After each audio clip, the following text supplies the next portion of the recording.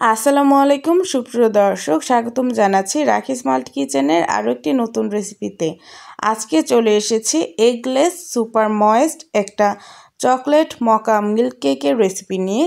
আজকের এই রেসিপিটি যদি ফলো করে আপনারা বাসায় তৈরি করেন তাহলে আপনারা খুবই সহজে এরকম একটি চকলেটি মকা মিল্ক কেক তৈরি করতে পারবেন মাত্র 10 মিনিটে। আর আশা করছি যারা চকলেট লাভার আছেন তাদের কাছে আজকের এই রেসিপিটি অনেক বেশি ভালো লাগবে। প্রথমেই নিয়ে নিচ্ছি একটি মিক্সিং বোলের মধ্যে আগে থেকে জাল করে রাখা দুধ, হাফ কাপ পরিমাণ দিয়ে দিচ্ছি হাফ টেবিল চামচ পরিমাণ ভিনেগার। এই দুটি উপকরণকে ভালোভাবে মিশিয়ে এর মধ্যে দিয়ে দিচ্ছি 1/3 কাপ পরিমাণ চিনি, দিয়ে দিচ্ছি 1/4 কাপ পরিমাণ কোকো পাউডার, দিয়ে দিচ্ছি 1 টেবিল চামচ পরিমাণ পানির মধ্যে হাফ টেবিল চামচ পরিমাণ কফি মেশানো মিশ্রণ, দিয়ে দিচ্ছি 1/3 কাপ পরিমাণ তেল।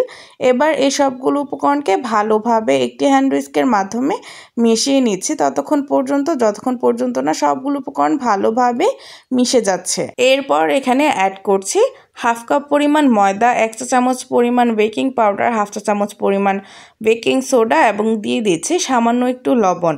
এবার একটি হ্যান্ড হুইস্ক দিয়ে আবারও এই সবগুলো উপকরণকে ভালোভাবে মিশিয়ে নিচ্ছি। এখানে অবশ্যই ভালোভাবে মিশিয়ে নিতে হবে যেন ময়দার কোনো প্রকার দানা দানা ভাব না থাকে সে পর্যন্ত।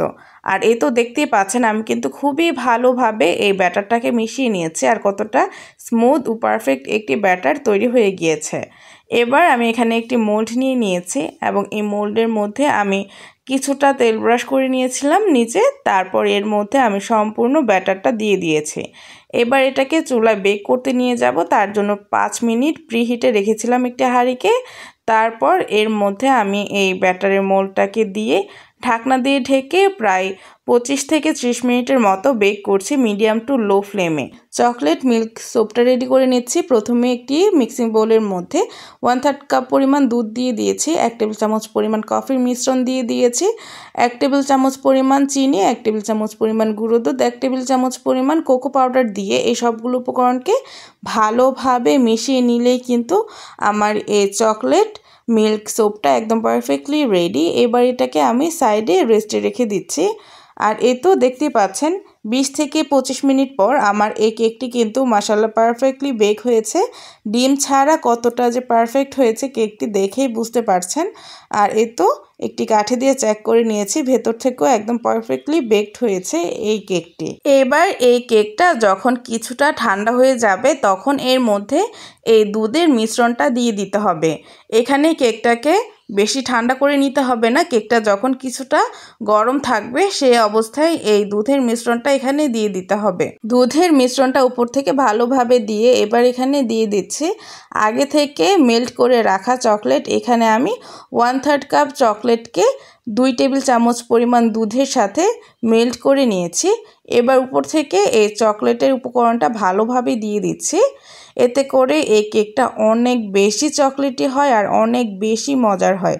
আপনারা যদি বাসায় জাস্ট একবার ট্রাই করেন, ট্রাস্ট মি একদম বারবার তৈরি করবেন। আর এটা বানাতে মাত্র গুনে গুনে 10 মিনিট সময় লাগে। এবার এই কেকটিকে আমি ফ্রিজের নর্মাল টেম্পারেচারে 2 থেকে 3 ঘন্টার জন্য ঠান্ডা হতে রেখে দিব।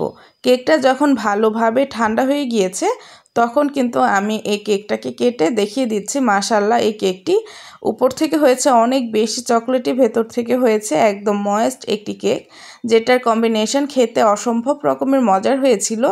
একদম মুখে দিলেই মিলিয়ে যাওয়ার মতো একটি কেক হয়েছিল। তো আশা করব আপনারা এই সুপার ময়েস্ট চকলেটি মকা মিল্ক কেকটি বাসায় একবার হলেও ট্রাই করবেন। আর মাত্র 10 মিনিটেই বানিয়ে ফেলুন এরকম ময়েস্ট একটি চকলেট মকা মিল্ক কেক। তো এই তো ছিল আমার আজকের আয়োজন। আশা করব আপনাদের কাছে খুবই ভালো লেগেছে।